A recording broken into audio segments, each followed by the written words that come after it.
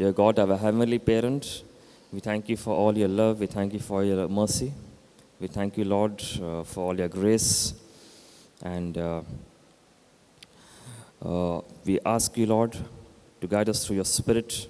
Help us in our meditation of your word. Help us to know the riches and depths of your word. परमेश्वर हमारे आंखों को खोल, दिल को खोल, मन को खोल परमेश्वर, ताकि हम देख सके तेरे वचन के रहस्यमय और गुप्त चीज़ों को समझ सके और वो प्रकाशन का आत्मा से हमें भर परमेश्वर, ताकि हम तेरे वचन में चल सके और तू आज जो हमसे बातें करना चाहता है परमेश्वर उसे हम समझ सके. Teach us from the beginning to end. Lead us through your Spirit. We thank you for everything. We ask all this prayer in Jesus' name. यीशु मसीह के नाम से. Amen. Today we will be seeing something that the Lord was speaking to me when I was praying and meditating. We will see something that God was speaking to me about the life of Abraham. Abraham के जीवन से हम कुछ ऐसे चीज़ों को देखेंगे जो एक मसीह को जानना बहुत ज़रूरी है. There is something that we all must learn from the life of Abraham. Now, we all know that in Genesis 22, Abraham goes to sacrifice his son. हम सभी को पता है कि उत्पत्ति का 22 अध्याय में अब्राहम जो है वो अपना बेटा इसहाक को वो बलि चढ़ाने के लिए जाता है. Abraham goes to sacrifice his son Isaac, and you can find that in Genesis 22. Now, before moving into the life of Abraham, one of the most important questions that we must ask is, who is a rich person? इसके जीवन में जाने का पहले हमें एक सवाल जानना बहुत ज़रूरी है कि एक अमीर व्यक्ति कौन है. एक अमीर व्यक्ति कौन है? Who is a rich person? And we must understand that being rich includes many aspects. अमीर का मतलब है कि एक व्यक्ति के जीवन का क्षेत्र में बहुत सारा चीज़ शामिल होता है. A person might have money, but then he might not have some other things. एक व्यक्ति के पास में पैसा हो सकता है, लेकिन उसी समय में कुछ और ऐसा वस्तु नहीं हो सकता है जो उसे संपूर्ण तरीका से अमीर बनाता है. A person might be rich, but he might not be having certain things that completely makes him rich. So he can be rich in one aspect and he can be poor in another aspect. एक व्यक्ति एक क्षेत्र में अमीर हो सकता है और एक क्षेत्र में गरीब हो सकता है. अगर एक व्यक्ति सिर्फ चीज़ों को ग्रहण करता है लेकिन चीज़ों को देता नहीं है, वो एक तरीका से अमीर है लेकिन एक तरीका से गरीब है. If a person only receives but he does not give, he is rich in one area but he is poor in another area. अगर एक व्यक्ति सिर्फ चीज़ों को ग्रहण करता है और ग्रहण करने में वो माहिर है लेकिन हाथ खोल के देने में वो माहिर नहीं है, तो वो शारीरिक तौर से वो अमीर हो सकता है लेकिन उसका मन गरीब है. If a person accumulates physical things, he is rich, but if he cannot give, then he is poor in the mind. तो सबसे अमीर व्यक्ति ये व्यक्ति नहीं है जो चीज़ों को सिर्फ स्वीकार करता है या रखता है, लेकिन सबसे अमीर व्यक्ति वो है जो चीज़ों को दे देता है. The person who's more rich is not a person who has a car, but the person who's more rich is a person who can give away his car. एक व्यक्ति सबसे अमीर नहीं है जब उसके पास में गाड़ी है, लेकिन एक व्यक्ति सबसे अमीर तब है जब वो गाड़ी को भी दे सकता है. एक व्यक्ति तब अमीर नहीं है जब उसके पास में 1 लाख रुपया है या लाखों का पैसा है, लेकिन वो व्यक्ति तब ज़्यादा अमीर है जब वही लाखों को वो दान में दे सकता है. तो आप अमीर इसलिए नहीं है कि आप इकट्ठा करते हैं, आप अमीर इसलिए है क्योंकि आप दे सकते हैं। You are rich not when you receive, you are rich when you give. परमेश्वर अमीर इसलिए नहीं है जो उसे परमेश्वर बनाता है क्योंकि वो रखता है, परमेश्वर इसलिए परमेश्वर है क्योंकि वो दे देता है। So when you accumulate you are not rich, but when you open your hand then you become rich. I hope you are getting this thing. तो इसलिए परमेश्वर ने देखा कि अगर आदम ने हाथ को बढ़ा के कुछ चीज़ को ले लिया जो श्राप को लेके आया, तो मुझे कुछ चीज़ को देना होगा ताकि श्राप टूट सके। God saw that if Adam has taken something, it can bring a curse, then if I give something, then I can break the curse. तो जब आदम ने लिया तो श्राप आया, लेकिन जब परमेश्वर ने दुनिया को दिया तब अनंत काल का जीवन आया। क्योंकि परमेश्वर इसलिए परमेश्वर है क्योंकि वो देता है।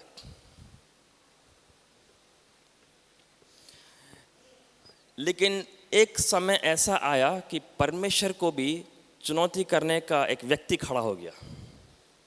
But there was a time when a person called Abraham, he seemed to be challenging God. उत्पत्ति का 22 में एक व्यक्ति था जिसका नाम अब्राहम था। वो एक ऐसा व्यक्ति था, एक ऐसा भयानक व्यक्ति था जो परमेश्वर को भी चुनौती करने का वो सामना कर पाया। यानी कि वो इंसान होके अपना बेटा को बलिदान देने के लिए तैयार हो गया। उत्पत्ति 22 में अब्राहम एक इंसान बन के अपना खुद का एक लौता बेटा को, जो इसहाक सारा से आया, उसे बलि देने के लिए वो तैयार हो गया। और वो एक ऐसा व्यक्ति था कि ऐसा लगता है कि वो परमेश्वर के सामने भी खड़ा हो गया चुनौती देने के लिए।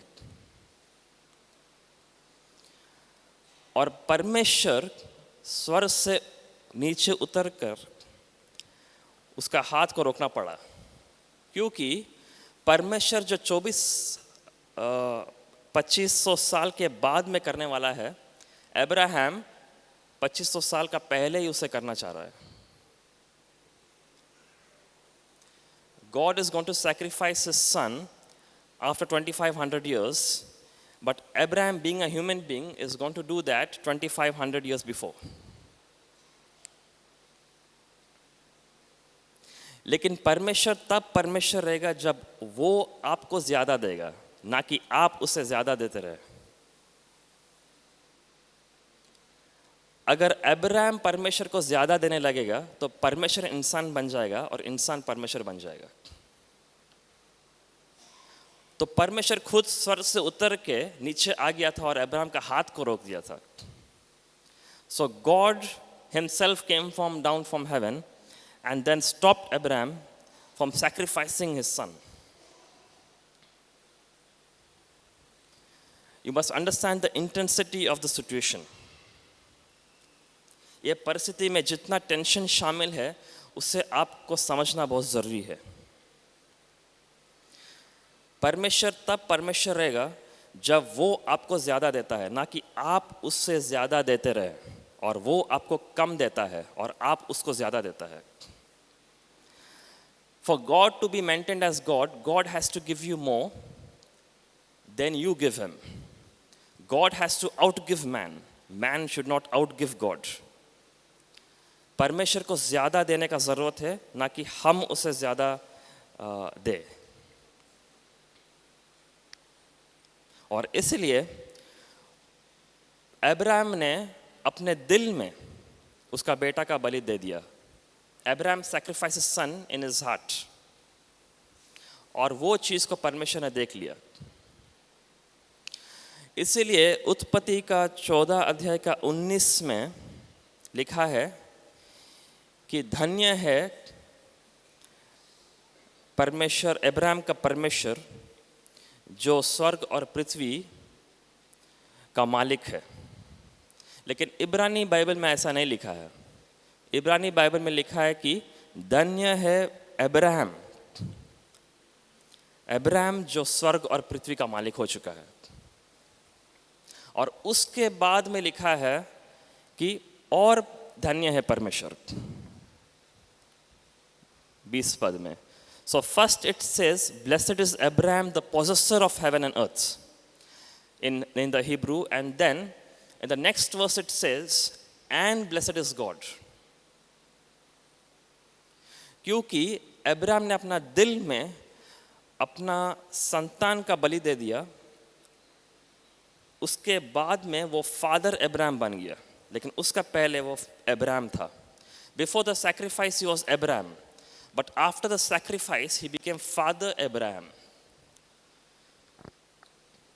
तो इसीलिए अब जब कोई भी आत्मा मर के जा रहा है तो यीशु मसीह कहता है लूका का 16 में कि एक व्यक्ति लाजर मर के चला गया, लेकिन वो अब्राहम का गोद में बैठा है। So now Jesus says in Luke chapter 16 verse 22 that a beggar, Lazarus, he died.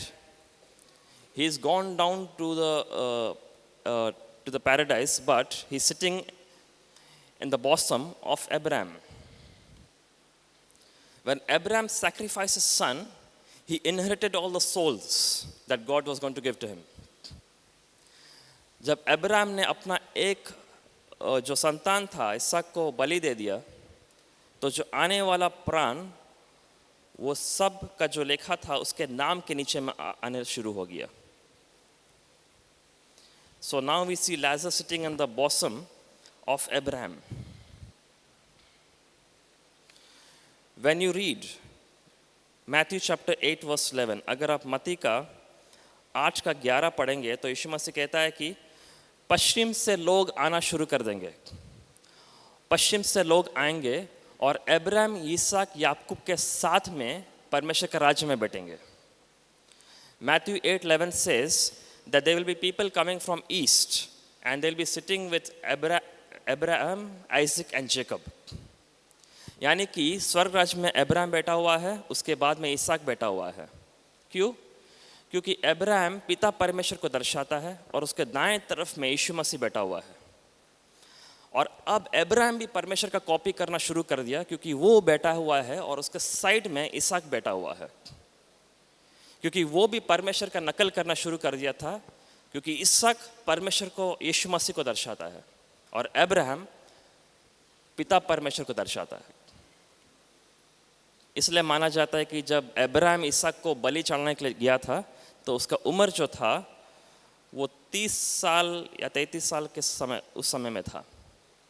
और यीशु मसीह का भी जब बलिदान हुआ था तो उसका उम्र भी उसी समय में था। So it is believed that when Isaac was sacrificed, his age was between 30 to 33. And when Jesus was sacrificed, his age also was 33. तो एक ऐसा व्यक्ति खड़ा हो गया था जो परमेश्वर को भी चुनौती करना शुरू कर दिया था।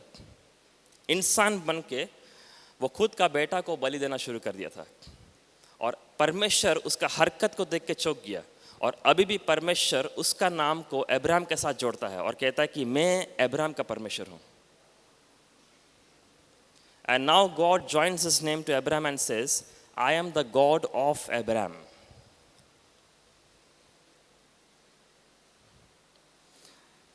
परमेश्वर जो 2500 साल के बाद में करने वाला था, अब्राहम पहले से ही करना शुरू कर दिया। And now we see that God calls himself the God of Abraham. इसीलिए अब्राहम का 3 शब्द है उसके नाम में। अब मतलब पिता, अब मतलब पिता, अब्बा मतलब पिता, और बर मतलब बेटा, और हम मतलब एक बड़ा झुंड का सारे व्यक्ति को दर्शाता है। In Abraham there is 3 words. Ab means father, bar means son, and Ham means a multitude of people.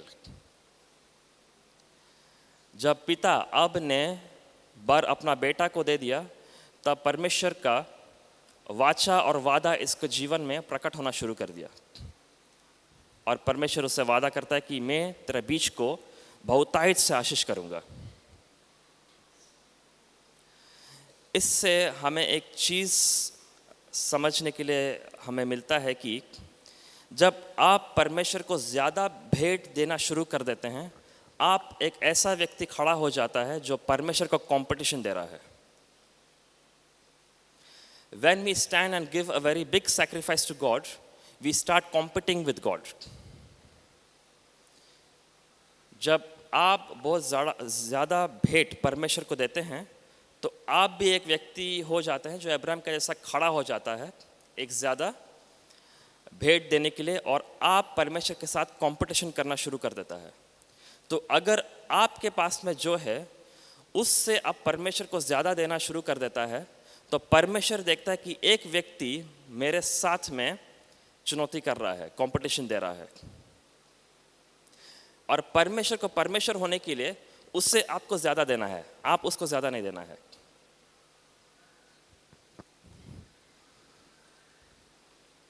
परमेश्वर को परमेश्वर तब बनाता है क्योंकि परमेश्वर आपको ज़्यादा देता है, ना कि आप उससे ज़्यादा देते हैं। God is maintained as God when He gives you more, not when man is giving him more.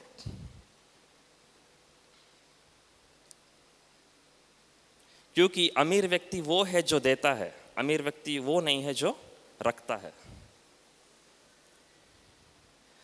So a rich person is not the person who keeps, but the rich person is the person who gives.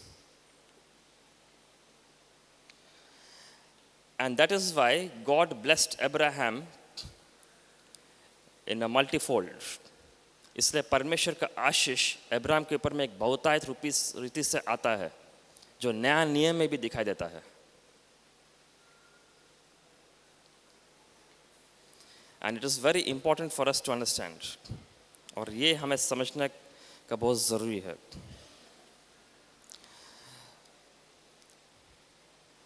हम Bible में देखते हैं कि Abraham जो है उसका बहुत सारा बलिदान जो है वो खून का बलिदान होता है या लहू का बलिदान होता है।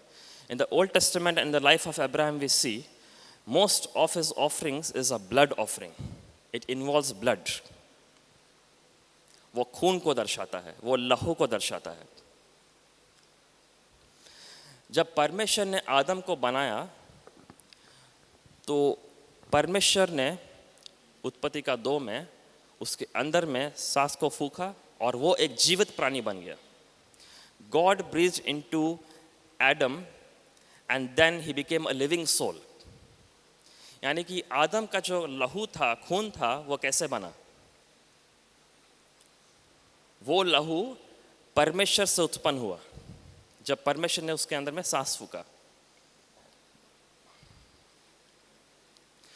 और लेवी व्यवस्था में लिखा है कि एक व्यक्ति का जीवन उसका लहू के अंदर में है। लेवी व्यवस्था का 17 का 11 में। In Leviticus 17:11 it says, the life of a person is in the blood. तो आदम का जो लहू था वो एक तरफ से परमेश्वर का लहू का जैसा था, क्योंकि जब एक बेटा का लहू उसका पिता के जैसा होता है तो उसका स्वरूप भी उसका पिता का जैसा होता है। इसलिए आदम परमेश्वर का स्वरूप में बनाया गया था। आदम परमेश्वर का स्वरूप में बनाया गया था और उसका लहू भी परमेश्वर से उत्पन्न हुआ। लेकिन वो लहू या वो स्वरूप वो बिगड़ गया। अब्राहम का भी यही समस्या था। अब्राहम का भी जो लहू था वो उसका पिताजी का था, और अब्राहम के पिताजी कौन था? तेरा का मतलब होता है कि देर करना। कोई भी काम करने का पहले देरी होता है। इसलिए अब्राहम को जन्म देने का पहले तेरा का जो साल था वो 70 साल के बाद में अब्राहम को जन्म दिया। The father of Abraham was Terah, and Terah means delay. because there is delay in his blood. So after 70 years he could give birth to Abraham. और वही चीज अब्राहम के जीवन में भी दिखाई दिया. अब्राहम जब बहुत बूढ़ा हो गया था, उसके बाद में उसका बालक उत्पन्न हुआ. वही खून जो उसका पिताजी के अंदर में दौड़ रहा है, वो भी उसी के अंदर में दौड़ रहा है. लेकिन जब अब्राहम ने अपना बेटा को बलि दिया, तो वो अपना खून को बलिदान दे रहा था. जब वो अपना खून को बलिदान दे रहा था, वो अपना खून को छुड़ा दिया. When Abraham was sacrificing his own blood, because Isaac is his own blood, and when Abraham was sacrificing his own blood, he redeemed his blood. जब अब्राहम ने अपना खून का बलिदान दिया, तो वो अपना खून को वो श्राप से छुड़ा लिया. And that is the same thing that God did on the cross. और वही चीज परमेश्वर यीशु मसीह के साथ में क्रूस में करता है. वो खुद का खून को क्रूस में चढ़ा देता है, ताकि वो खुद का खून को जो आदम था उसको छुड़ा लिया. So God sacrifices his own blood, who is Jesus, on the cross, so that he can redeem Adam from the curse that was fallen on him. तो एक व्यक्ति आज भी एक खून का बलिदान कर सकता है. Today also a person can give a blood offering.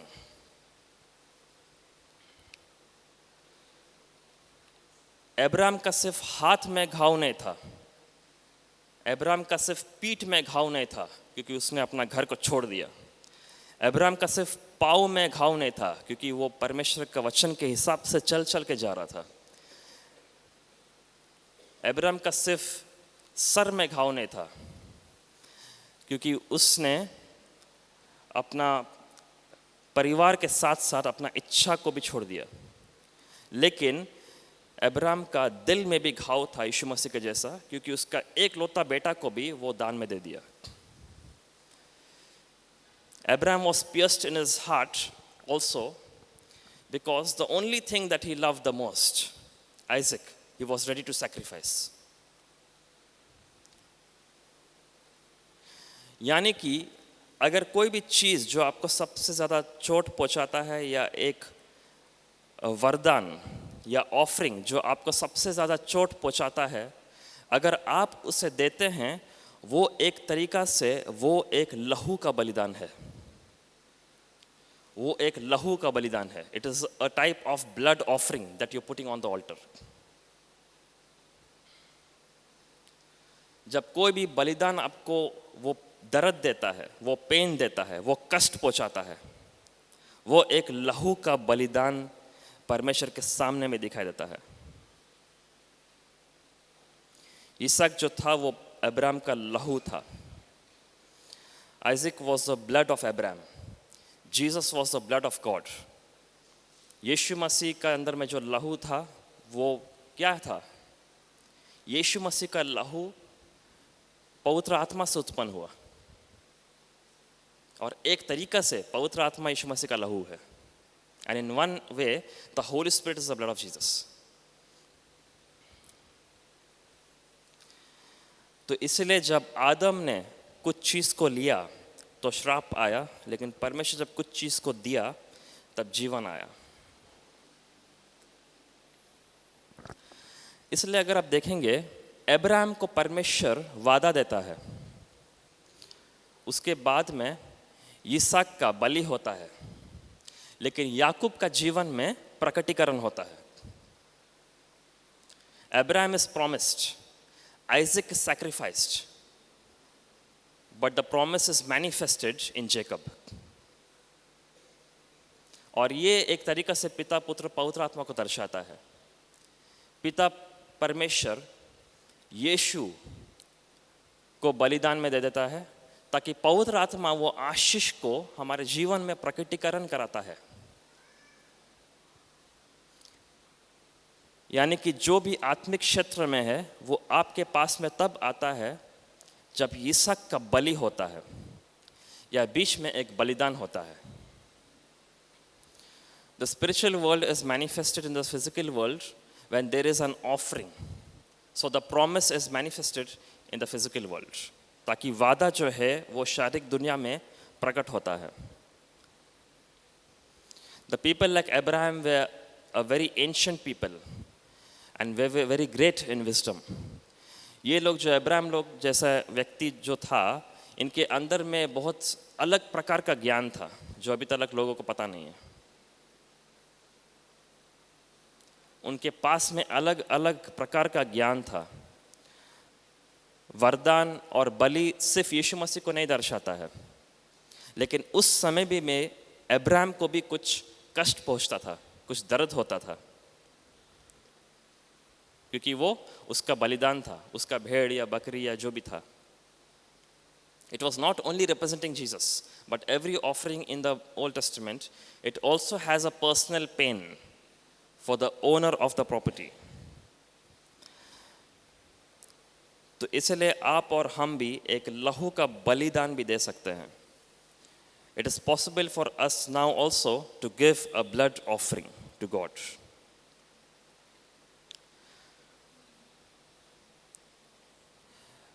What was the first thing that Jesus ate in the Bible? सबसे पहला चीज़ यीशु मसीह बाइबल में क्या खाता है?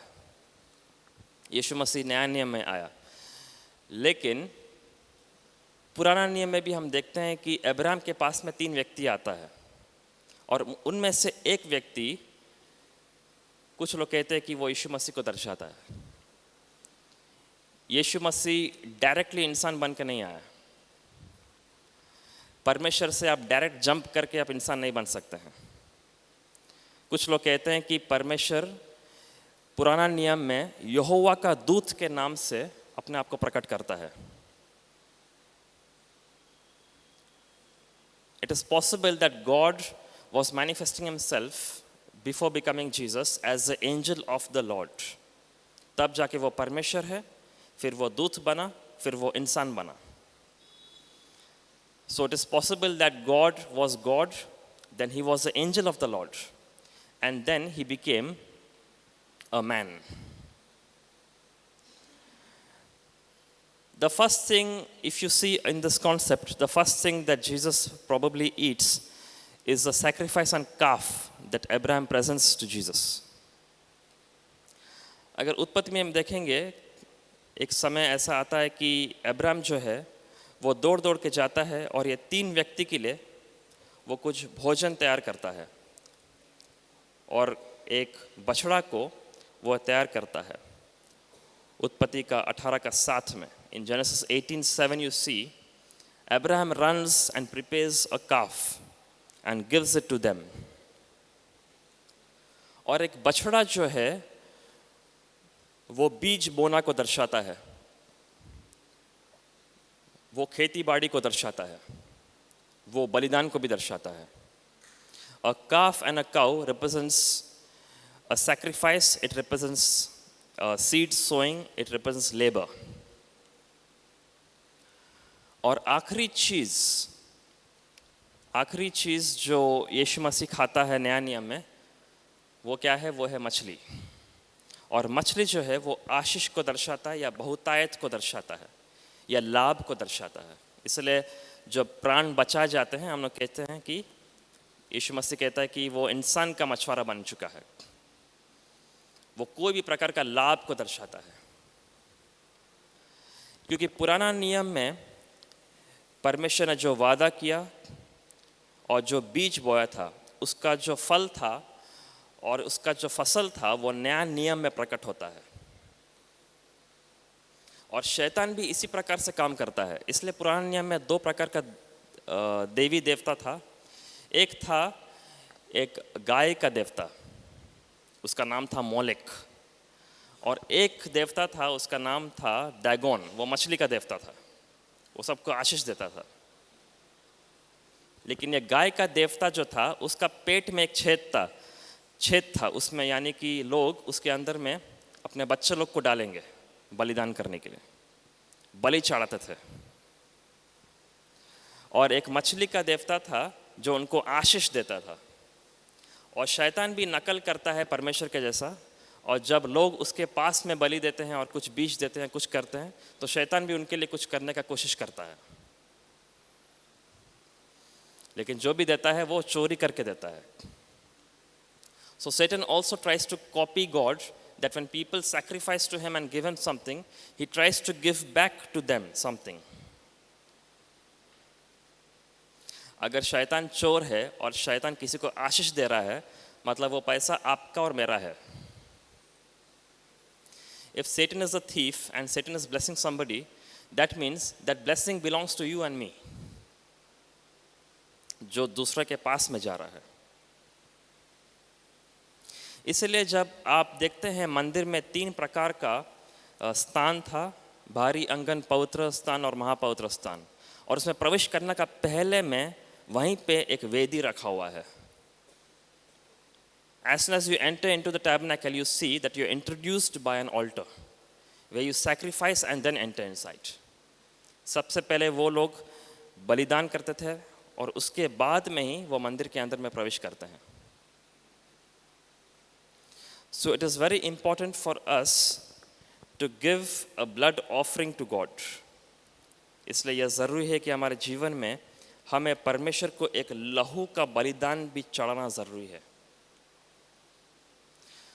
एक लहू का बलिदान सिर्फ आपका ऑफरिंग या आपका पैसा को भी नहीं दर्शा सकता है, लेकिन आपका उपवास को भी दर्शा सकता है, क्योंकि जो भोजन है उससे कुछ हिस्सा आपका शरीर का लहू को बनाता है, और आप उसको जब बलिदान कर देते हैं तो आप एक तरीका से आप भी एक लहू का बलिदान परमेश्वर को चढ़ा रहे हैं. The food that you eat also, the portion of it is used to prepare the blood in your body. But when you sacrifice that and when you fast, it is a type of blood offering. ये भी एक प्रकार का लहू का बलिदान है. जो भोजन आपके शरीर में लहू उत्पन्न करता है, लहू को बनाता है, आप इतने समय के लिए और इतने दिन के लिए आप उससे उसका भी बलि देते हैं या दान देते हैं. तो ये भी एक प्रकार का बलिदान है. लेकिन आपको एक चीज़ समझना ज़रूरी है कि जब आप परमेश्वर को ज़्यादा देना शुरू कर देते हैं तो आप परमेश्वर के ऊपर में प्रेशर डालते हैं. आपको पता है मलाकी का 3 में लिखा है कि परमेश्वर कहता है कि सारा दशमांश को मेरे घर में लेके आओ, तब मैं स्वर्ग का खिड़कियों को खोल दूंगा. वो खिड़की का शब्द का मतलब होता है कि जो डैम का दरवाज़ा होता है, यानी कि जो पानी का बंधक होता है, पानी का बंधक, उसमें अलग अलग दरवाज़ा होता है, और जब ज़्यादा पानी का प्रेशर आना शुरू हो जाता है, वो प्रेशर का वजह से वो लोग वो दरवाज़ा को खोल देते हैं. यानी कि जब एक व्यक्ति ज़्यादा दान देता है और दशमांश देता है, वो एक प्रेशर क्रिएट करता है जिसका वजह से स्वर्ग का दरवाज़ा, खिड़की जो है खुल जाता है.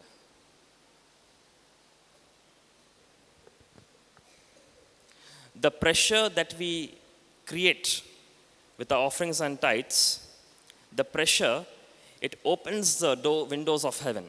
The Hebrew word for windows in Malachi 3, it speaks of the gates of the dam. When there is intense pressure of the water, then the pressure of the water opens the gates. They lose the gates little for the water to pass. And when you create a pressure with your tithes and offerings, it creates a pressure in the windows of heaven, which automatically opens the blessing of God.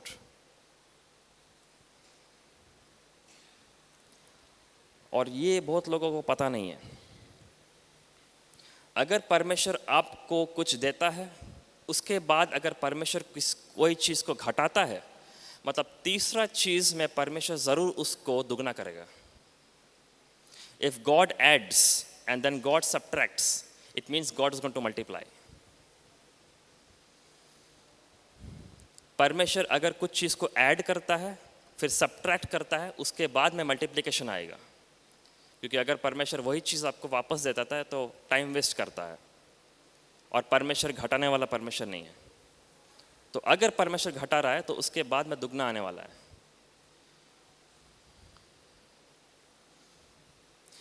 मैं जो बात बोल रहा हूँ ये सभी के अंदर में काम नहीं करेगा.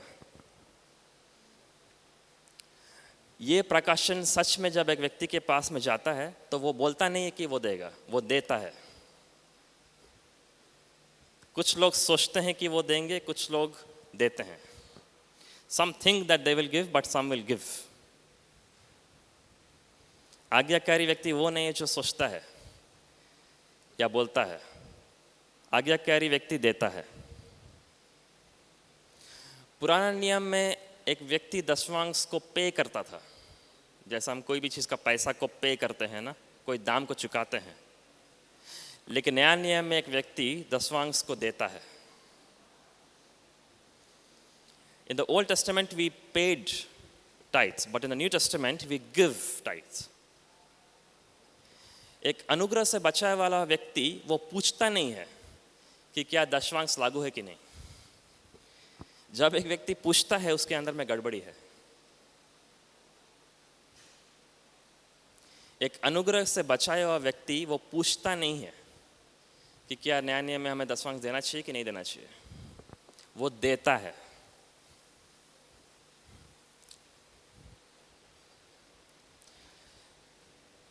इसलिए जब यीशु मसीह जो तोहफा था वो जक्कै के अंदर में घुस गया तो जक्कै एक दानी बन गया। When the gift entered into Zacchaeus' house, the gift made Zacchaeus a giver. और वो भी अब्राहम का संतान बन गया और उसका भी नाम अब्राहम का संतान कहला गया। So it is very important for us to give a blood offering to God. इसलिए ये बहुत ज़रूरी है कि हम भी परमेश्वर के पास में एक खून का बलिदान को हम दें, एक खून का बलि को हम चढ़ा सके। बहुत सारा समस्या लोगों का खून में है, खून में दौड़ता है। लेकिन अगर आप अपना खून को, आपका कष्ट, आपका पसीना, उस चीज़ को आप बलि करते हैं तो आप अपना खून को छुड़ा देते हैं। When you sacrifice your own blood, then you redeem your blood. यह बहुत मुश्किल है। एक व्यक्ति जो दानी व्यक्ति है उसके अंदर में श्राप पाया जाने का बहुत कम चांस है।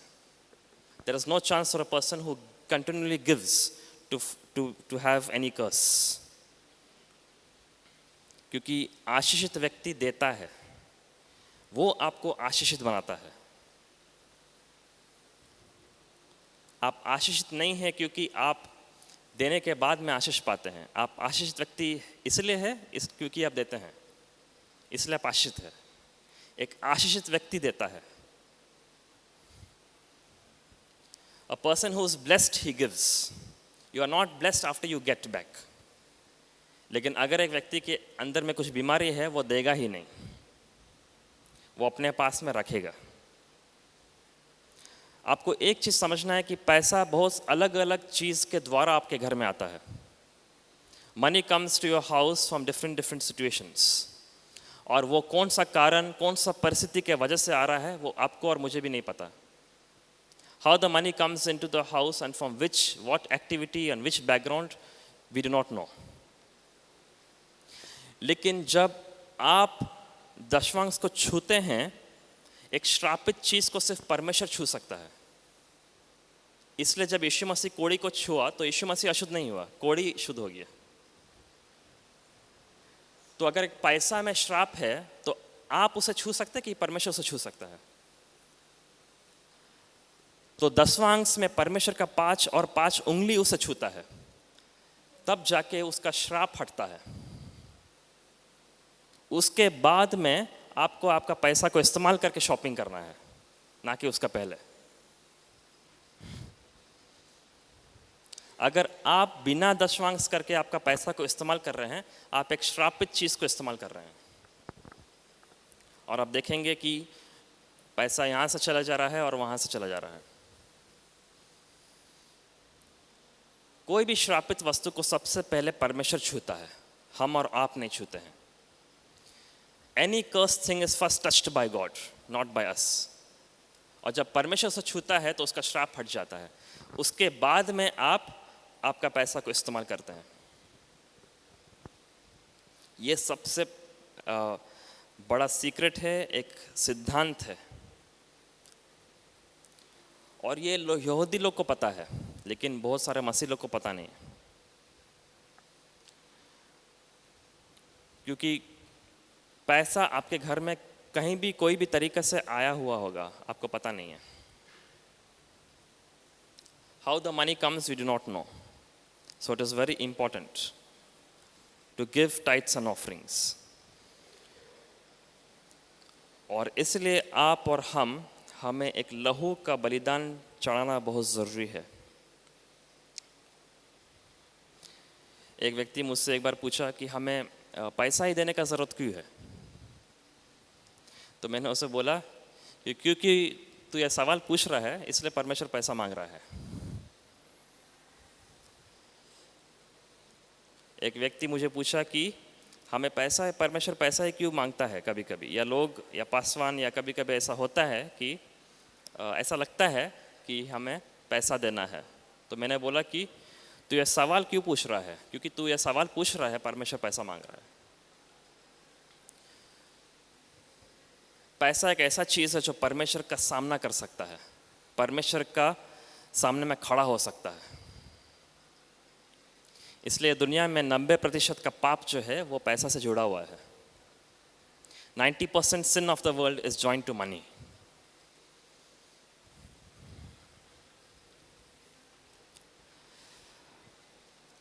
और मनी का जो शब्द है वो एक्चुअली इब्रानी में मन्ना के साथ में जुड़ा हुआ है, क्योंकि आपको समझना है कि परमेश्वर के पास में तो आपका और मेरा जैसा पैसा नहीं है। परमेश्वर के पास में बैंक अकाउंट नहीं है, लेकिन वो स्वर को खोल के भी मन्ना फेंक सकता है।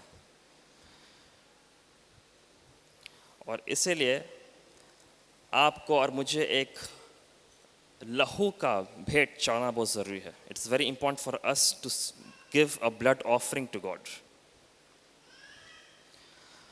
और ऐसा नहीं होता है कि आप परमेश्वर से ज़्यादा देते हैं, लेकिन परमेश्वर आपको आपसे ज़्यादा देता है, वही उसे परमेश्वर बनाता है। God is God because He outgives you, not we outgive Him.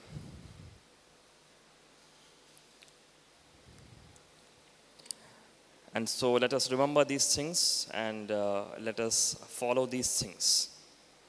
तो हम इसे याद रखें, इसे पालन करें, क्योंकि परमेश्वर ने एक बीज बोने का मौसम बनाया और एक फसल काटने का मौसम बनाया।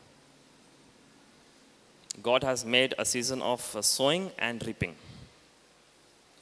तो परमेश्वर सभी को इस वचन से आशीष दे। हम प्रार्थना करेंगे। Dear God, our Heavenly Father, we thank you for your word and we thank you for the principles and secrets that you revealed through your word. धन्यवाद परमेश्वर कि तूने अपने वचन प्रकाशन के जरिए से परमेश्वर तो हमसे निरंतर बातें करता है, सिखाता है। हम धन्यवाद देते परमेश्वर कि हम अब्राहम के बीज है और हम यीशु मसीह के बीज है। धन्यवाद परमेश्वर कि तूने अपना लहू को दे के अपना लहू को छुड़ा लिया और हम वो व्यक्ति है परमेश्वर जिसका इतिहास नष्ट हो चुका है, लेकिन हमारा नया जीवन परमेश्वर तेरा पुनरुत्थान के द्वारा उत्पन्न हो चुका है। We thank you, Lord, that we are a completely new creation in Christ. धन्यवाद देते परमेश्वर कि हम एक संपूर्ण तरीके से एक नया सृष्टि है, जिसके ऊपर में कोई भी दोष नहीं है, कोई भी दाग नहीं है, कोई भी बीमारी नहीं है, कोई भी दंड नहीं है। We thank you that we are the new creation in Christ, in which there is no mark, no disease, no judgment, and no sin. धन्यवाद परमेश्वर कि तूने हमें यीशु मसीह का वो चादर, यीशु मसीह का कपड़ा से हमें ढक लिया। We thank you for clothing us in Christ and making us new. Lord, ये नए सृष्टि का प्रकाशन में हम निरंतर चलने पाए। Help us to continually walk in this revelation of the new creation. We thank you for everything. सारी चीज़ के लिए धन्यवाद। यीशु मसीह के नाम से मांगते हैं। आमीन।